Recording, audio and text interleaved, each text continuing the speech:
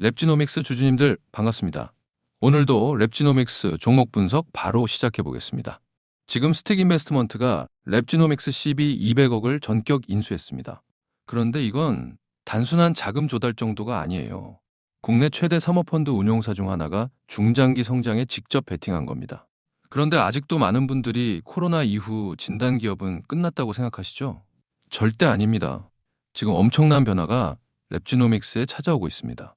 그래서 오늘은 국내 최대 사모펀드가 왜 랩지노믹스에 베팅하기 시작했는지, 또 앞으로 랩지노믹스가 상승할 수밖에 없는 근거를 지금부터 명확하게 말씀드리겠습니다.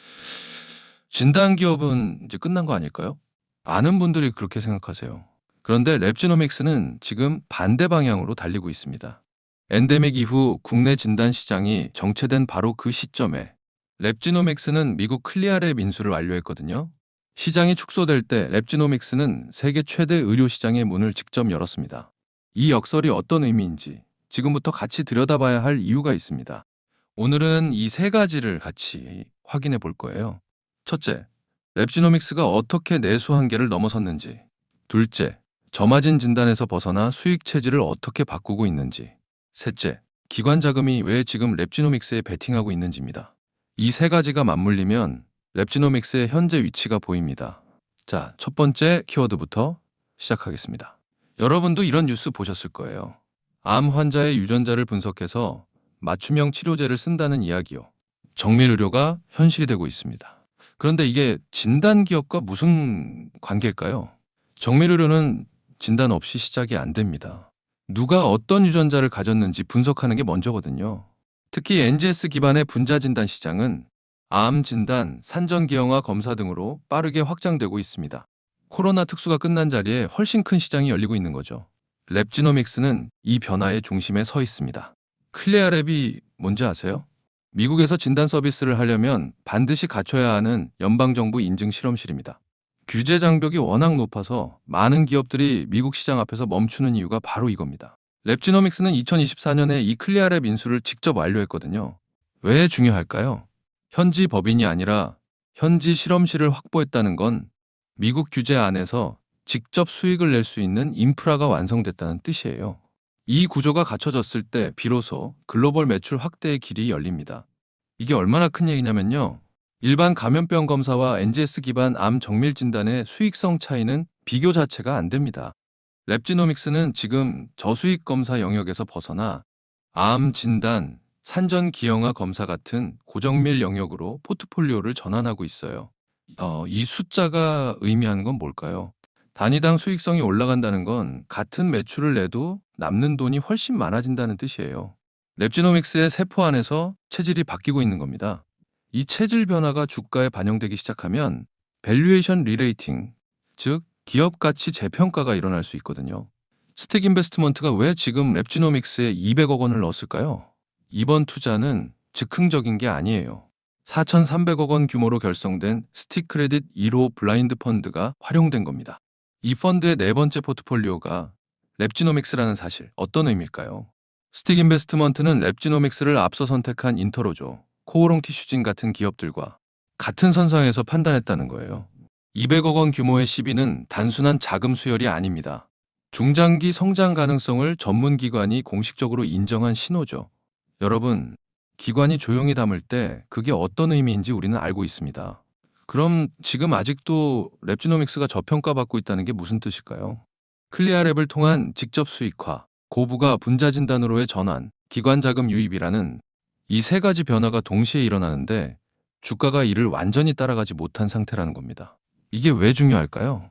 구조 전환이 실적으로 가시화되기 시작하는 바로 그 시점이 시장이 재평가하는 타이밍이기 때문이에요. 글로벌 전환의 체질이 무르익기 전에 주목해 볼 이유입니다. 여기서 한 가지 더 짚고 넘어갈 게 있는데요. 2026년 6월 9일 유전자 치료제 분석 테마 지수가 하루 만에 5.11% 폭등했습니다. 이 급등세의 선두에 랩지노믹스가 있었어요. 이 숫자가 의미하는 건 뭘까요? 랩지노믹스가 단순 테마 수혜가 아니라 해당 섹터 안에서 가장 강력한 실적 기반을 가진 기업으로 인정받고 있다는 겁니다. 시장이 랩지노믹스를 구조 변화의 핵심 수혜 기업으로 지목하고 있다는 신호입니다. 그렇다면 왜 다른 기업이 아닌 랩지노믹스여야 할까요? 국내 최초로 NGS 기반 비침습 산전 기형아 검사를 개발한 기술력 위에 미국 클리아랩이라는 진입 장벽까지 갖췄습니다. 왜 이게 경쟁 우위가 될까요? 기술과 인프라를 동시에 확보한 기업은 단기간에 복제하기 어렵기 때문입니다.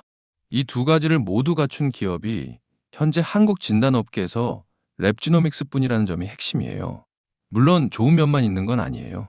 클리아랩 인수 이후 미국 현지 매출이 빠르게 확대될 거라는 기대와 달리 실제 수익화까지 예상보다 시간이 걸릴 수 있습니다. 그렇다면 이 리스크가 실제로 터지면 어떻게 될까요? 절대 아닙니다. 이미 인프라 투자가 완료됐기 때문에 추가 비용 부담은 제한적입니다. 수익화 시점은 지연될 수 있어도 방향 자체가 바뀌진 않아요. 두 번째 리스크도 같이 살펴보겠습니다. 두 번째 리스크, 바로 CB 전환에 따른 오버행입니다. 스틱 인베스트먼트가 인수한 CB는 최대 1364만 주로 전환될 수 있어요. 수급 부담이 생길 수 있다는 우려는 타당합니다. 그럼에도 불구하고 랩지노믹스를 주목하는 이유는 이 자금이 타법인 증권 취득에 쓰일 예정이기 때문입니다. 추가 성장 인수에 활용된다면 오버행 부담보다 기업 가치 확대 효과가 더 클 수 있거든요. 자, 지금까지의 이야기를 딱 세 줄로 정리해 드릴게요. 글로벌 전환은 미국 클리아랩 직진출로 내수 한계를 돌파했습니다. 체질 개선은 고부가 분자 진단 중심으로 수익성 구조가 바뀌고 있습니다. 기관 베팅은 스틱 인베스트먼트 200억 원이 중장기 성장성을 공식 검증했습니다. 그렇다면 앞으로 랩지노믹스에서 눈여겨봐야 할 변곡점은 뭘까요? 첫째는 미국 매출이 실적의 구체적 수치로 등장하는 시점입니다. 둘째는 CB 자금으로 집행될 추가 인수합병 대상이 공개되는 시점이에요. 이 두 가지가 확인될 때 랩지노믹스의 체질 전환이 완성됩니다. 오늘 랩지노믹스에 대한 모멘텀과 리스크 측면은 이쯤에서 설명을 드리겠고요. 지금부터 굉장히 중요한 내용 하나만 말씀드리겠습니다. 여러분, 제가 지금부터 여러분들이 어디서도 들을 수 없는 엄청난 이야기 하나만 드려볼게요. 최근 삼성전자, SK하이닉스 많이 오른 거 다들 알고 계시죠? 시총일위 삼성전자는 단기간에 무려 4배가 올랐고 20만 원 하던 SK하이닉스는 100만 원까지 무려 5배가 올랐습니다. 그런데 수많은 전문가들은 아직도 더 상승이 가능하다고 말합니다. 일단 많은 분들이 HBM 때문에 오른 거 아니야? 아직 더 오를 게 있어? 여기서 하나만 확실히 말씀드릴게요. 이 HBM 때문에 올랐다는 말, 반은 맞고 반은 틀렸습니다. 진짜는 아직 시작도 안 했어요. 지금 시장이 주목하는 건 HBM 그 너머에 있습니다. 지금 삼성이 수조 원대 자금을 쏟아붓고 있는 기술, 아마 들어보셨을 겁니다. 바로 유리기판입니다. 그리고 지금 시장에 알려지지 않은 어떤 한 기업이 유리기판의 게임 체인저로 조용히 떠오르고 있습니다.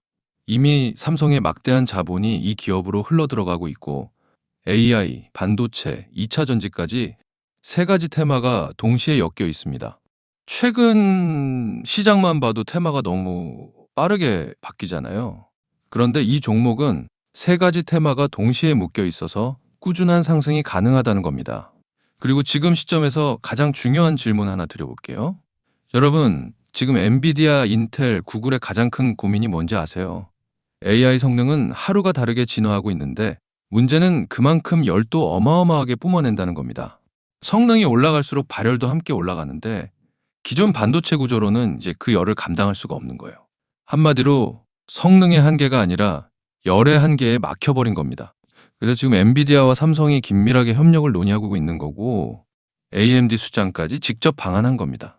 그런데 여기서 이상한 점이 하나 있습니다. 삼성이 세계 최고 실력이라고 자부하는 이 기업의 주가는 아직 바닥입니다. 왜일까요? 세력들은 절대로 아무 때나 주가를 올리지 않습니다. 항상 남들보다 먼저 오랜 시간 매집을 하고 그 다음 재료가 시장에서 부각되기 시작할 때 그때부터 본격적인 상승세를 보여준 겁니다.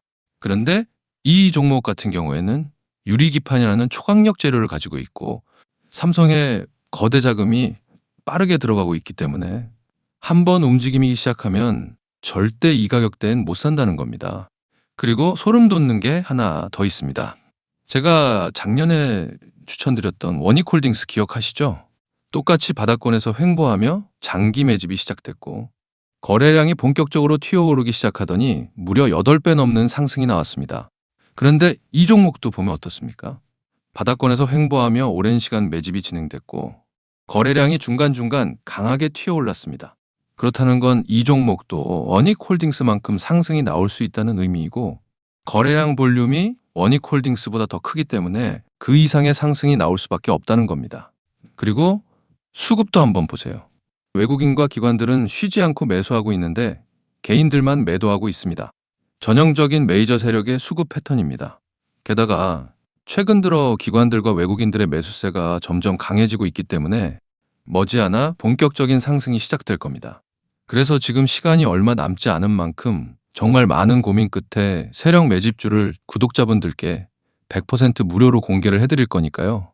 대신 여러분들은 구독과 좋아요는 꼭 눌러주시고, 지금 화면에 제 개인 번호 잠시 보이시죠? 여기 있는 번호로 매집이라고 두 글자 남겨주시면 제가 직접 보내드리겠습니다. 지금까지 제가 추천드린 종목들 다들 기억하시죠? 원익홀딩스 8배. 이 수익을 가져가신 분들의 공통점이 딱 하나 있습니다. 먼저 알았다는 겁니다. 오늘 소개드리는 이 종목도 마찬가지예요. 차트는 이미 신호를 보내고 있고 외국인과 기관은 조용히 담고 있습니다. 이 기회를 놓치는 순간 지금 이 가격은 다시 오지 않습니다. 종목명과 목표가 그리고 매수 전략까지 정리된 자료를 저희 구독자분들께 바로 보내드릴 거니까요. 마지막으로 구독과 좋아요 이 두 가지만 눌러주시고 상단에 제 개인 번호로 매집이라고 두 글자 남겨주시면 제가 직접 보내드리도록 하겠습니다. 투자에서 수익의 차이는 결국 기회를 알아봤을 때 시도했느냐, 그냥 지나쳤느냐에서 갈립니다. 그러니까 저희 구독자분들은 이 기회 절대 놓치지 마시길 바라겠고요. 오늘 영상은 이쯤에서 마무리하고 저는 다음에 더 좋은 분석으로 다시 찾아뵙겠습니다. 감사합니다.